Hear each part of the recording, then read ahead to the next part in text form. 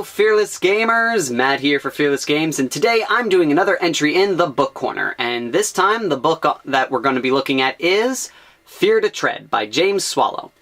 Now, this is the story of Sanguinius and his Blood Angel Space Marines, the legion that is one of the more loyal legion, or more devoted legions of the Space Marine chapters.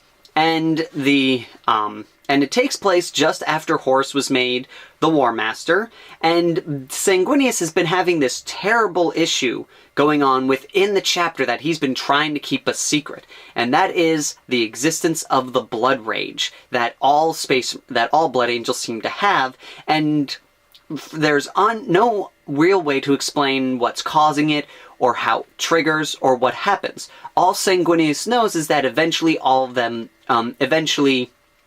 one or two of them succumb to this, and they have to be put down. And Sanguinius is only told, or Sanguinius, forgive me, I'm probably going to say his name, I'm probably going to switch his pronunciation throughout this for some odd reason. And he's only told a few of his trusted Astartes commanders, and unfortunately Horus ends up discovering what that this blood curse exists, and he promises Sanguinius that he's gonna do everything in his power to help him. And as time goes on and they continue fighting on the Great Crusade, Horus sends the Blood Angels to a far-off sector to deal with an alien threat. And Horus tells him that Horus basically kind of tells Sanguinius in a way that Sanguinius thinks that he might possibly be able to find a cure for this issue in this foreign sector. And once they get there, they discover that there's more to what's behind the sector than just a Xenos attack. And by the time the discovery of this betrayal is discovered, it is too late, and the Blood Angels now must face a major battle that will put Sanguinius and the Legion to the test. To be honest, I'm not a big fan of this book. I mean, the story concept is really good, but I just don't think it was written that well. I mean, one of my more major issues with it is I felt there was a lot of DBZing in this book.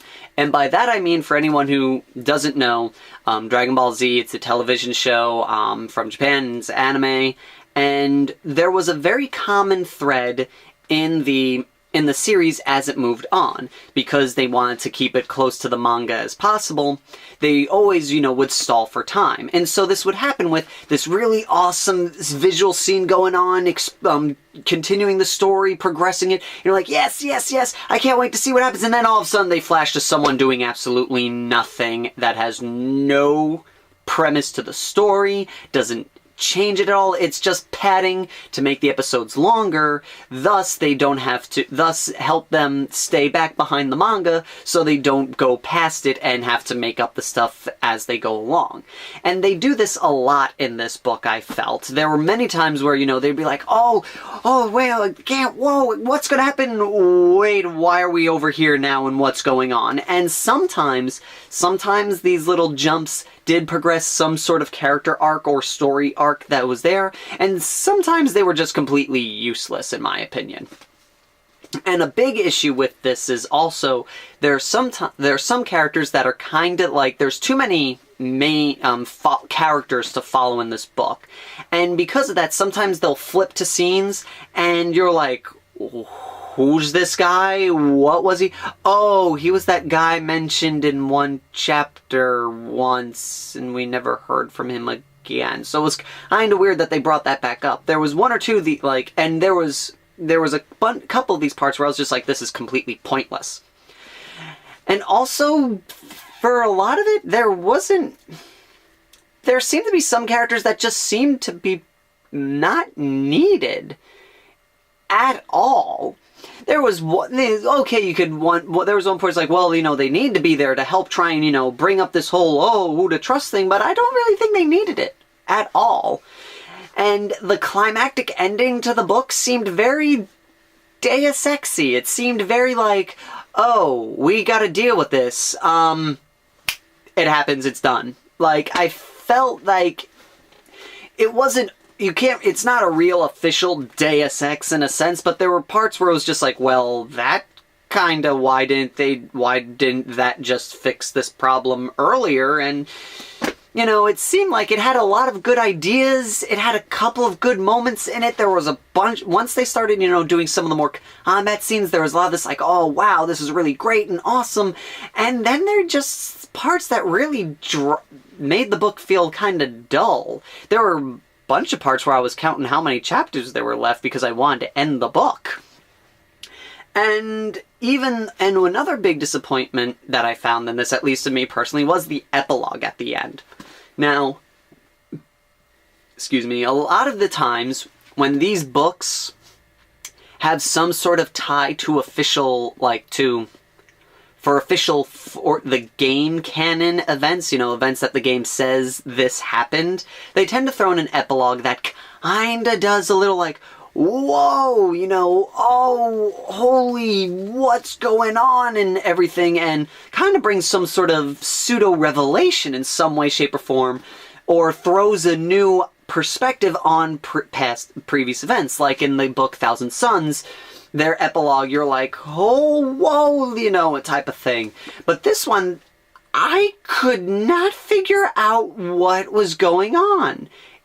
Not in the sense like, oh, I knew what was actually happening in the epilogue, but I was like, is that supposed to mean something? Because as far as I'm aware, I've never heard of this thing until now. Yet the way it was written, it was like some, you know, like, remember? You know, this is the tie-in. And I was like, what? It felt like the epilogue was trying to tie into something, and I just couldn't figure out what it was. There were a couple of the characters I felt were just kind of a little bit too two-dimensional, and some of them I was kind of like, not really caring what happened to them, and for the most part, I wasn't that impressed with this book. The only thing I kind of enjoyed with it, aside from just the general story concept, I thought the story concept was great, I just didn't like how it was executed.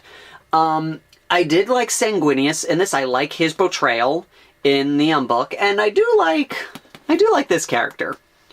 This character was pretty neat in the book, and other than that, like, there wasn't like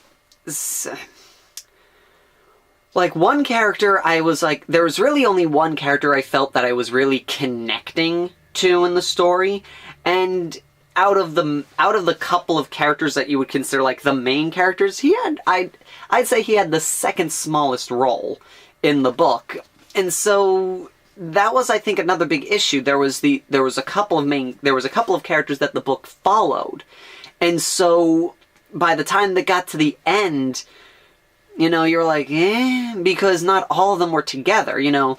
Something like this could work in, like, say, you know, forgive me just because, you know, it's the quickest thing I can think of is like Harry Potter. You could have 3 or 4 characters to get as main characters because they're all together through the whole book. But in this one, you know, one guy's off doing this, one guy's off doing this, and it seems to like stretch out, and it kind of causes those DBZ moments in the book because they want to tie up everything. And again, some characters, he gives names to them, but then they disappear, but then they appear one more time, and they kind of expect you to remember who that character was. You know, thankfully they do this in pretty much all the books, is they list the characters in it. But still, there were sometimes like, and there was one scene in here near the end of the book that I just thought was pointless. Completely pointless. The only point to the scene was to make me go, oh wow, what's gonna happen on the next page? Oh, it's not there anymore. He jumped to this guy, whoever he is. And so, yeah, to be perfectly honest, not that good, in my opinion. If you're a Blood Angels fan, you may get a huge kick out of it because it does take the whole blood rage in a different aspect. Again, that part, you know, the concept behind it is really good. It's just that the book doesn't do a very good job at telling it, in my opinion. And you kind of get, like, the interesting perspective of Sanguinius and his thoughts on this whole blood curse thing, and how it's weighing down on him and everything and all that. But like, again, I can't really say much about it. The only thing I can really say is if you're a big Blood Angels fan, then you're probably going to enjoy this, because it does give you a little bit more of a insight to the established canon and established fluff behind them, and you get a nice, I think it's probably, out of all of the books I've read so far, Sanguinius this is the one time I've seen a Primarch used the most. In a lot of the other books that I've read, they do make appearances and they do have parts, but I felt like, for some odd reason, I felt that they were following him a little bit more in this book, so you get a better insight to the character, and I kind of like him even more. Like, now, I would say, reading up on him in this gives me more of an incentive to buy the Forge World model when or if they ever make a Sanguinius Forge World model. But like I said, if you're not a big fan of the Blood Angels, if you're just looking for a decent story to, read up, I would pretty much pass this book up unless there's absolutely nothing else to read. You can still get it at Barnes & Nobles and other local bookstores that carry stuff like that. It's available on Amazon, theblacklibrary.com, and that's really all I can say for this one. So that's all for right now. Thank you all for watching. If you haven't, subscribe and like us on Facebook. That way you can keep up to date with the latest news. And if you have any, opinion that you want to place down about the book, feel free. And if there's any books that you would suggest that you think I should take a look at, feel free to leave a comment as well. So that is all for right now. And until next time, fearless gamers, take care.